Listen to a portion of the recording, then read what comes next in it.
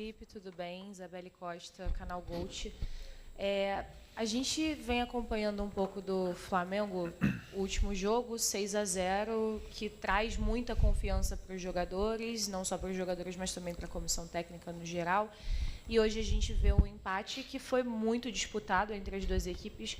E eu queria saber um pouco de você, como controlar até esse excesso de confiança para que a atenção, o foco, e entendendo também que existe um adversário do outro lado do campo, para que isso continue sendo respeitado, não que tenha sido desrespeitado, mas no sentido de levar totalmente a sério, né? Obrigada. Boa noite. Não vi em nenhum momento excesso de confiança. Aliás, eu prefiro o excesso de confiança que a falta de confiança, né? Mas em nenhum momento eu vi excesso de confiança, ao contrário, jogadores super intensos, querendo vencer em todo momento, acelerando as jogadas, tentando fazer um jogo para frente, vertical e até pecando em excesso por isso, muitas das vezes, principalmente no primeiro tempo, mas fizemos um jogo onde tivemos o domínio total, o domínio das chances, tivemos a bola, colocamos o adversário onde a gente queria que ele tivesse, mas o adversário que está muito bem treinado, muito bem organizado. A gente vê que tem muitas coisas muito bem trabalhadas na fase defensiva do Vasco. Não é fácil de entrar, não foi fácil no Carioca em nenhum dos jogos e não ia ser fácil hoje, mas nós fizemos muitas chances e o goleiro dele sai como o melhor em campo. Portanto, esses dias acontecem, a gente tem que esquecer, deixar o resultado e olhar realmente o que foi feito. Acredito que a equipe fez um grande jogo, cometemos alguns erros sim, porque o adversário tem jogadores com muita qualidade, mas como eu falei, para mim, na minha opinião, fizemos um jogo onde merecemos mais. Felipe, aqui, Thiago Lima do GE. Eu queria te perguntar qual sensação você sai desse jogo, um jogo onde o goleiro adversário sai com o melhor em campo, e no segundo tempo, com a dificuldade de entrar na área do Vasco, você não chegou a pensar em colocar o Luiz Araújo por conta da finalização, a boa finalização que ele tem de fora da área? Obrigado. Desculpa, no começo você falou o que, a pergunta? Do empate? Bom, não, claro que a gente esperava vencer um jogo. Entramos em todos os jogos para vencer, mas sabemos que o clássico nunca é fácil. Tem esse componente mental, né, e esse componente da torcida que mexe muito e fica esse jogo muito mais agressivo, muito mais intenso que os outros jogos. Então uma sensação sempre quando a gente não vence é uma sensação ruim, porque o Flamengo entra no campo para vencer todos os jogos e da minha parte principalmente queria ter vencido, né? Mas e o outro foi do Luiz Araújo. Do Luiz Araújo, pois eu optei pelo Plata jogar uns minutos de 9 no lugar do Bruno, aí depois com a entrada do Pedro eu passei o Plata para a posição natural dele e não naquele momento que o time, eu fiquei com uma troca ainda para o final, mas eu entendi que o Alan ia me dar mais ritmo e velocidade de circulação e mais também estabilidade na hora da perda da bola, né? Então na transição defensiva ele ia controlar melhor, entrava fresco, o Nico já vinha baixando um pouco o ritmo e optei por essa troca, mas a troca do Luiz era uma troca que eu tinha pensado no lugar do Arrasca, principalmente por isso, mas na hora que eu senti que o jogo podia sair das nossas mãos, eu optei pelo Alan para retomar o controle e tentar empurrar o Vasco para a área deles. Assim conseguimos, tivemos mais 2 chances aí no final, mas infelizmente o goleiro deles, Léo Jardim, fez grandes defesas. Felipe, boa noite. Boa noite. Você mesmo acabou de mencionar que o Flamengo até criou mais que o Vasco, apesar do goleiro Agostinho Rossi também ter sido testado pelo ataque adversário. Mas, mais uma vez, né, o Flamengo tendo dificuldade para conseguir ser eficiente, né, conseguir converter as oportunidades em gol. Até que ponto, na sua opinião, foi mais mérito também do goleiro adversário, que hoje esteve numa noite exuberante, ou pecado dos jogadores do Flamengo em não conseguirem aproveitar as oportunidades que foram criadas? Bom, eu acho que tem mérito das duas partes, tanto do goleiro deles como do treinador deles, que trabalha muito bem essa fase defensiva. Mas sim, nós chegamos no primeiro tempo, principalmente com bastante facilidade na área do Vasco, principalmente pelo lado do Michael. E na hora do último passe, ou da última finalização, da hora do jogador ser determinante, a gente não estava fino. Hoje, infelizmente, não tivemos. E outra, também não finalizamos menos jogadas com tempo, né? Porque o Vasco, como eu falei, defende bem, os zagueiros leem bem a jogada, cobrem bem a profundidade. Portanto, tivemos menos tempo para finalizar. Isso é mérito do Vasco. Mas os mecanismos estavam aí, toda a estrutura montada para os jogadores chegarem e criarem as chances. Depois, isso acontece no futebol. Não foi a primeira, não vai ser a última que vai acontecer. Sempre é mais fácil jogar em contra-ataque, com mais espaço. Quando o time todo se fecha atrás, é mais difícil, porque são mais pernas, mais gente para entrar. E esses jogos aí acontecem. Oi, Felipe. Sérgio Lobo. Eu vou insistir um pouquinho nesse tema que você respondeu agora. Você já falou do Léo Jardim, ok, fez um grande jogo. Vasco clássico, ok, é clássico. Mas você considera que alguns jogadores que são fundamentais do teu time, e aí assim, você já falou do Michael, mas o Gerson, Arrascaeta, enfim, a gente já cansou de elogiá-los aqui também. Faltou um pouquinho o brilho deles hoje, faltou essa última bola ou a penúltima bola, faltou esse brilho. O próprio Bruno Henrique também, hoje ele teve poucas chances, leitura de jogo. Você considera que hoje, tecnicamente, esses jogadores não estavam, digamos, numa noite feliz? Não, eu não acredito nisso. Eu vi que com a bola os jogadores estavam bem, não estavam perdendo a bola, o Arrascaeta, o Gerson não estava perdendo a bola. Claro que depois, dentro da área, o Gerson teve 3 chances, né, no primeiro tempo, uma de cabeça, uma de fora, um chute de fora, um passe atrás, e a outra agora que eu não estou lembrando. Mas ele teve algumas chances de fazer gol, mas a finalização não foi perfeita, né? Depois o Pedro teve chances, o Cebolinha teve chances. Mas eu não senti o time mal com bola, sabe? Eu não senti o time sem confiança. Não senti aqueles erros onde a bola escapava do pé. Eu senti um time com confiança, construindo as jogadas, mantendo a solidez, principalmente a organização para atacar e dando poucas transições, né, poucas possibilidades de contra-ataque para o Vasco, né? Claro que o Vasco tem jogadas preparadas e conseguiram sair algumas vezes e criar algum perigo, mas o time manteve a organização. Depois não senti eles abaixo nesse quesito, mas claro, brilharam, como você falou, brilharam, porque quando não faz gol, obviamente que não teve o brilho que precisa. Boa noite, Felipe. Boa noite. Aqui, Cidão Marinho da Litoral News. Queria que você fizesse uma análise do jogo do Bruno Henrique, em cima daquilo que você quis dele no campo, aquilo que ele se propôs a fazer.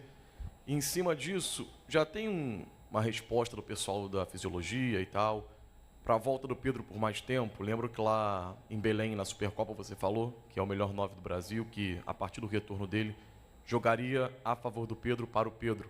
Queria que você fizesse uma... Onde eu pedi, atacou o espaço quando tinha que atacar, e nós geramos mais jogo, na verdade, pelo lado direito do Vasco, né? E aí ele sempre preencheu a área e não acabou tendo a chance, né? Algumas vezes o Wesley mesmo chegou também na linha de fundo e a bola não chegou até ele, mas ele estava sempre onde eu pedi para ele estar, fez os movimentos que eu pedi para ele fazer.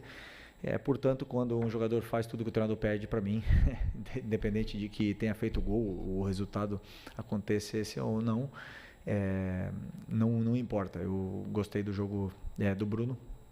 E sobre o Pedro, sempre que o melhor, o jogador determinante, o artilheiro, sei lá, a estrela do time está presente, o treinador ele tem que fazer o time girar em torno a isso, né? O Pedro tem um perfil diferente do Juninho, um perfil diferente do Bruno e do Plata. Então, minha função é adaptar esse estilo dele, fazer outros mecanismos para que ele não precise fazer os mesmos movimentos que o Bruno ou que o Juninho, e que os outros jogadores façam, para dar mais tempo para ele, para a gente poder explorar o que ele tem de melhor. A partir do momento que ele esteja no nível do jeito que ele estava antes de machucar, obviamente que o time vai jogar para ele, né? Então é um processo, agora são 7 meses sem jogar, acho que foi o terceiro jogo que ele acabou de entrar, hoje entrou também acho que 30 minutos. É bom que ele vá somando minutos, vá se adaptando à equipe, se adaptando ao modelo e depois, não tenho dúvida que conforme forem passando os minutos, ele nos vai entregar muito. Felipe, boa noite. Boa noite. Laje do Fogo da Flamengo TV. 2021, você como jogador estava lá jogando contra a LDU, né? Flamengo venceu por 3-2, é um tema batido, mas necessário. A questão da altitude, né? Vai ser, se eu não me engano, a sua primeira experiência como técnico, comandando um time na altitude, né? Com esse contratempo. Queria que você falasse para a torcida o que ela pode esperar do seu Flamengo nesse jogo-chave da Libertadores. Bom, eu não sou muito de dar recados para a torcida, né? Eu gosto de que o time fale dentro do campo, vocês já me conhecem bem. Mas sim, nunca é fácil jogar na altitude, sempre é difícil pressionar alto, porque os jogadores eles perdem o fôlego rápido e não recuperam. O problema da altitude é que você não recupera do esforço explosivo que você fez. Então, se o lateral sobe para atacar, ele não consegue voltar, né? Conquistar, fazer um grande jogo para poder vencer, que precisamos muito dessa vitória. Felipe, Isaac Andrade, do Flavoz. Você já falou bastante, explicou essa questão do jogo, da evolução do Flamengo, de entender a proposta do Vasco. O Vasco também veio com uma proposta bem interessante no primeiro tempo. O Flamengo foi evoluindo, superando ali a marcação do Vasco e no último terço foi bem ofensivo, com mérito total do goleiro deles. Mas, entrando um pouquinho mais no detalhe, você acredita que entre esses 3 pontos, qual que, de repente, seria um dos motivos da explicação dessa questão do empate com o Vasco hoje? A tomada de decisão sua, por conta de substituições ou dos atletas de escolher a melhor finalização ou melhor passe, a questão de movimentação ou a execução técnica do que já foi treinado? A segunda qual é? A movimentação. E a terceira? É a execução técnica. Pois se o Gerson faz o gol, se o Pedro faz o último gol, a gente não estaria falando dessa mesma maneira, né? Mas sempre que acontece alguma coisa de errado, eu fico com o número 1 treinador. Poderia ter feito mais. Felipe, ¿qué tal? Buenas noches. Te quería preguntar por Jorge de Arrascaeta. En los últimos partidos ha comenzado jugando por delante de los volantes, pero a la hora de recibir siempre se mueve hacia la izquierda o muchas veces cerca de la referencia de área. ¿Es una libertad que le das tú? ¿Está trabajado? Cuéntame un poquito acerca de esa situación. Não, posso falar em português? Ou em espanhol? Não, se bem que para ti é melhor em espanhol. Português? Então, não, foi plano de jogo mesmo. Foi sobre o que a gente estudou e acreditava que poderia causar dificuldades para o adversário defender esse movimento dele. Então, o Arrasca é um jogador que obedece muito taticamente, é muito inteligente na ocupação dos espaços, identifica muito bem os espaços, gera muita vantagem tática, mas também a vantagem qualitativa que ele possui e nos dá muito. Então, assim, o importante é que ele está sendo muito decisivo para a gente, nos está gerando muito jogo, mas esse pedido foi meu. Felipe, boa noite. Alana Fonseca, da Mosaico. Então, eu queria saber se você tem alguma notícia sobre Ayrton Lucas, se aconteceu alguma coisa, se amanhã você vai conseguir responder melhor. E também sobre Varela, nos momentos que ele estava fazendo o corredor. Sobre o Varela, você falou? Ok. Ok. Não, o Ayrton parece que foi cãibra, né? Um jogador que vinha há bastante tempo sem ter uma sequência, voltou a ter uma sequência agora, então sentiu cãibras, normal, e mais ainda num clássico onde tem um componente emocional em todos eles, e isso joga contra, né? Porque o jogador ele fica pensando no jogo muito tempo, não só ele, senão vários jogadores, acontece isso. Mas fez um bom jogo, foi muito sólido em todos os aspectos e infelizmente teve que sair. O Varela é um jogador extremamente confiável, sempre que entra dá conta do recado, joga bem na direita, joga bem na esquerda. Praticamente em todos os jogos que ele jogou, ele foi um dos melhores em campo comigo, sempre. Então, assim, eu já falei outras vezes, é muito difícil e até me sinto injusto com ele, porque não é nada fácil deixar ele fora. Essas decisões eu tenho que tomar, mas ele é o tipo de jogador que todo treinador gosta de ter, porque sempre coloca a equipe em primeiro lugar. Então, estou encantado com ele. Felipe, Ian Arrepia, Faz Andar e Sintonia Esportiva. Ano passado você deu algumas declarações falando também sobre uma equipe vencedora dominar pelo menos 2 sistemas de jogo. E você foi muito questionado sobre isso, principalmente quando o Flamengo usava 3 zagueiros, que aconteceu por algumas vezes. Hoje o Flamengo joga num 4-4-2, com o Gerson pela direita como um meia, né, e não como um ponta, você sempre destaca isso. Hoje você alterou a formação depois colocando o Plata pela direita e o Pedro como centroavante quando ele entrou. E eu queria te perguntar se essa formação com 3 zagueiros pode voltar a aparecer, principalmente com essa volta do Danilo, que hoje ficou como opção, mas o Flamengo de repente jogar com o Léo Ortiz, Léo Pereira e Danilo, ou com a volta do Alexandro, também fazer esse zagueiro pela esquerda, e se a torcida pode esperar ver de novo esse sistema com 3 zagueiros. Sim, eu penso isso com toda a minha convicção do mundo. Eu penso que um time que briga por título tem que saber dominar 2 sistemas. A gente joga no 4-4-2, mas muitas das vezes a gente se transforma no 3-4-3. Então, já dentro do próprio jogo essa dinâmica existe e esses mecanismos de compensação desse sistema, eles existem, né? E os jogadores entendem muito bem esse sistema. Do próprio jogo de hoje, aconteceram várias situações onde estávamos no 3-4-3 e o time criou essa vantagem posicional que queríamos. Com certeza é uma possibilidade que eu contemplo, usar os 3 zagueiros, Léo e Danilo, como também a possibilidade de usar em algum dos momentos algum lateral como zagueiro, ou tanto o Varela como o Alex, como o próprio Ayrton, e para fazer essa função e poder adaptar ela, né, depende do que o jogo pede. Então eu sempre olho bastante o adversário e faço o meu plano de jogo em função dele. E vão ter vezes que vão ser 3-4-3, 3-5-2, 4-4-2, e o importante é que os jogadores dominam bem esse sistema. Felipe, boa noite. Boa noite. Feliz Páscoa para você. Igualmente. Queria te fazer uma pergunta sobre esse tempo que você vai ter depois do jogo contra a LDU, se era o tempo que vocês precisavam, né? Você vai ter pelo menos uns 4, 5 dias para descansar, entre aspas. Se isso é importante, porque você vem numa batida, eu vi muita gente perguntar, os jogadores estão abaixo, os jogadores não foram tão bem hoje e tudo mais, mas a gente não fala sobre a questão física também. Você tem uma sequência, joga... acho que você teve um treino ou 2, é mínima, né? E a outra pergunta que eu queria te fazer sobre o Matheus Gonçalves, se nessa batida agora de Copa do Brasil, que você vai ter 3 competições, né? Se é o momento de você tentar girar e dar oportunidade, que muitos torcedores estão perguntando, e o Matheus não entra e tal? Bom, a folga é para os jogadores, né? Depois que eu virei treinador, eu não tive mais folga. Essa é a realidade. Mas é verdade que, assim, eu não vi nenhum jogador da minha equipe mal hoje. Nenhum. Assim, não posso concordar com isso, né? Se falaram que estavam abaixo. Não vi. Sinceramente. Não fizemos o gol, mas eles estavam... fizeram...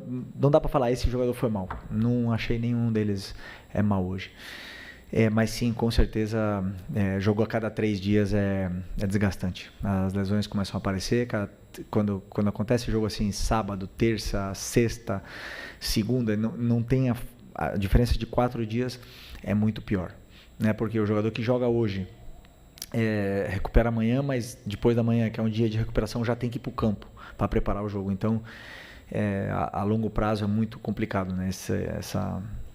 Mas é igual para todo mundo. Então a gente não pode reclamar, temos que nos adaptar a isso, mas com certeza depois desse jogo da terça é só no domingo, né? Então teremos aí, os jogadores terão um dia para poder recuperar, passar com a família e recarregar as energias que é importante para eles.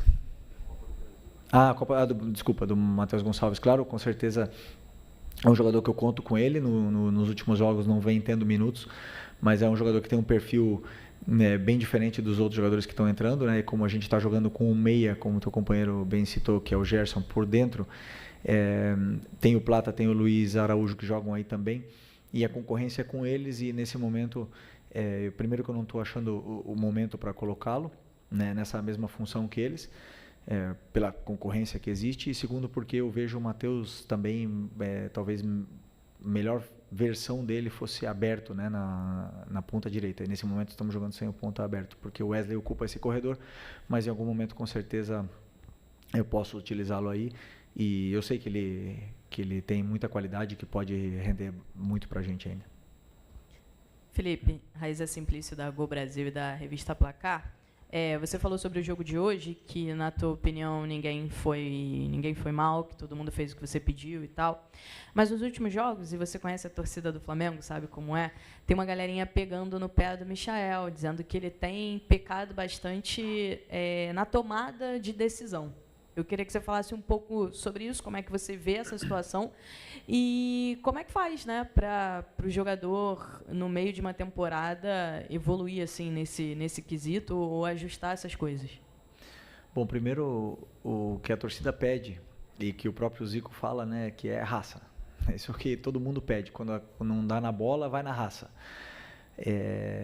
E o Michael faz isso mais do que ninguém.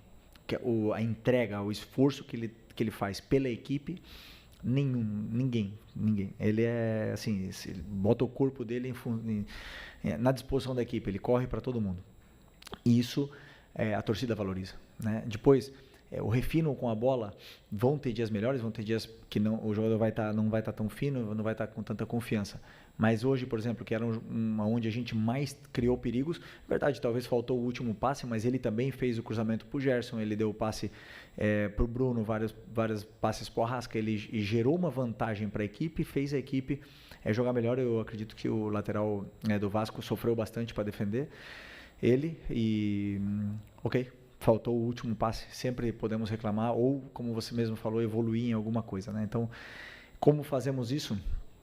No meio da temporada, eu tenho também a plena convicção que não só os jogadores, senão todos nós estamos em constante evolução, aprendendo todos os dias. Eu aprendo de todas as coisas, do jogo de hoje aprendi coisas e vou aprender mais quando eu estudar o jogo de hoje.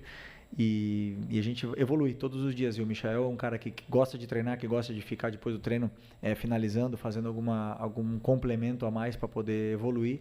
E isso vai ser até o último dia de carreira dele. Então, esse é o único caminho que nós temos, erro, correção e evolução. Esse é o caminho que temos para a evolução.